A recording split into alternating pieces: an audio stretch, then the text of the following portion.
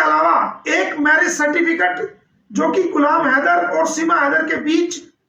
शादी हुई थी, वो पाकिस्तान सरकार द्वारा जारी किया गया है। वो प्रमाण पत्र भी सीमा के पोजेशन से रिकवरी हुआ है, जिसके अंदर साफ तौर पर उसके पति का नाम लिखा हुआ है। जो जमानत सीमा ने आवेदन किया था जेवर कोर्ट के अंदर,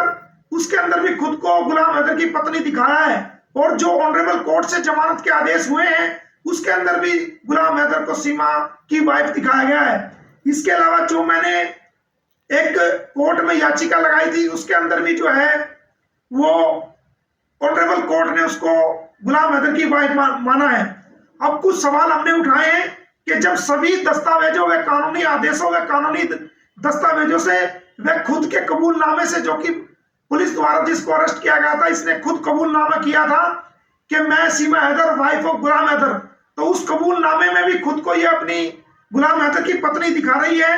और अभी तक कोई तलाक नहीं हुआ है। तो किस हैसियत से वो फर्जी एनिवर्सरी देश के लोगों को गुमराह करने के लिए सोशल मीडिया के माध्यम से वो घोषणा करी है, किस आधार पर ये मैरिज एनिवर्सरी वो मनाने की बात करी है, जबकि वो अभी तक तलाकशुदा नहीं है। तो जो कानूनी रूप से अभी तक सचिन के साथ किसी प्रकार की शादी को या तलाक को प्रूव नहीं कर पाई है, तो ऐसा वो किस आधार पर कर रही है, और भारत सरकार की या उत्तर प्रदेश सरकार की कोई मंजूरी सीमा हैदर ने इस प्रोग्राम को करने के लिए नहीं ली गई है, और ना ही उसने कहीं पर अपना मैरिज पंजीकृत कराया, रजिस्ट्रेशन कराया है, जिससे वो ये शो कर सके कि वो सचिन की वाइफ है। ना कोई डिवोर्स का पेपर आज तक सामने आया है। अतः देश की कानून व्यवस्था को बनाए रखने के लिए व देश को झूठी बातें फैलाकर गुमराह करने से रोकने के लिए तुरंत प्रभाव से ऐसे प्रोग्राम पर जिसमें भीड़ इकट्ठी हो, मीडिया या सोशल मीडिया के माध्यम से झूठा भ्रम देश के अंदर फैलाया जाए या पब्लिसिटी की जाए, या कानूनी रूप से प्रशासनिक कानूनी पाबंदी तुरंत प्रभाव से लगाई जाए, ताकि देश के अंदर भ्रम ना फैले, कानून व्यवस्था बनी रहे और देश की आंतरिक सुरक्षा भी बनी रहे। जब तक भारत सरकार द्वारा उसे इस प्रकार की कोई अनुमति ना दी जाए, ऐसा प्रोग्राम बिल्कुल ना सरकार होने दे। उसके अलावा श्रीमान एपी सिंह जी, जो कि सीमा हैदर से उसके जहां पर वो रह रही है, बार बार मीडिया को लेकर के मिलने के लिए जाते हैं, तो उनके सीमा हैदर से मिलने पर तुरंत प्रभाव से रोक लगाई जाए, और किसी भी रूप से रघुपुरा आने पर भी उन पर पाबंदी लगाए, प्रशासनिक पाबंदी लगाई जाए। अगर उनको सीमा से मिलना है तो कोर्ट परिसर में जिस दिन उनकी केस की तारीख हो वहां पर वो मिले, कानूनी रूप से वो कोई भी वकील मिल सकता है, उनको मिलने का अधिकार है। लेकिन घर जाकर के वो सीमा हैदर को बुरी तरीके से मिसगाइड कर रहे हैं, अलग अलग गलत आइडिया दे रहे हैं, और वो देश को गुमराह कर रही है, देश की कानून व्यवस्था को खराब करने की कोशिश कर रही है। सेक्शन 11A और सेक्शन 14 फॉरेनर्स एक्ट का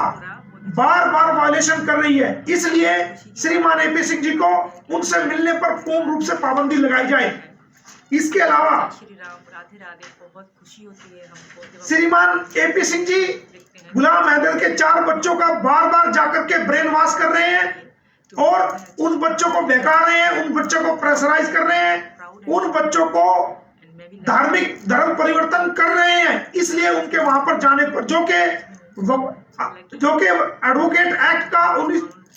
एक्ट का सरासर जो है वायलेशन है, सेक्शन 35, सेक्शन 14 और मिसकंडक्ट ये उसमें आता है, और ये हर प्रकार से एडवोकेट एक्ट का वायलेशन है।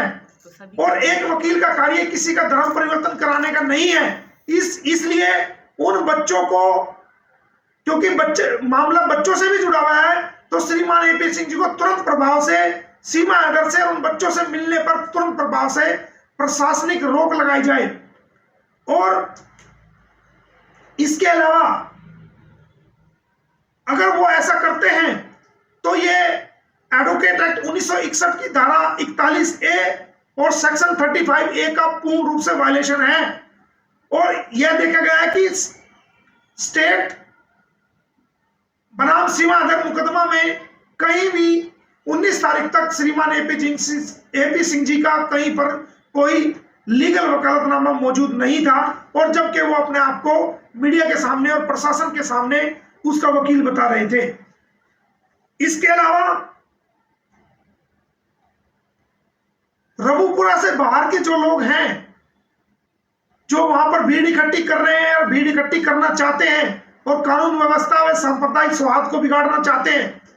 ऐसे लोगों पर भी पूर्ण रूप से रबुपुरा जाने पर, सीमा से मिलने पर पाबंदी लगाई जाए। इसके अलावा जो हमने अपनी कंप्लेंट के अंदर बिंदु रखे हैं, उसके अंदर हमने ये भी कहा है कि अभी जांच पूरी नहीं हुई है और ये मामला भारत की आंतरिक सुरक्षा से भी जुड़ा हुआ है। ये हम एक शिकायत पत्र वहां पर दे रहे हैं कि जब मैरिज नहीं हुई तो मैरिज एनिवर्सरी के नाम पर दुनिया को भ्रम क्यों दिया जा रहा है, क्यों सोशल मीडिया और इलेक्ट्रॉनिक और प्रिंट मीडिया के माध्यम से लोगों को गुमराह किया जा रहा है, जो कि एक जुल्म है कानूनी। तो उस पर जरूरी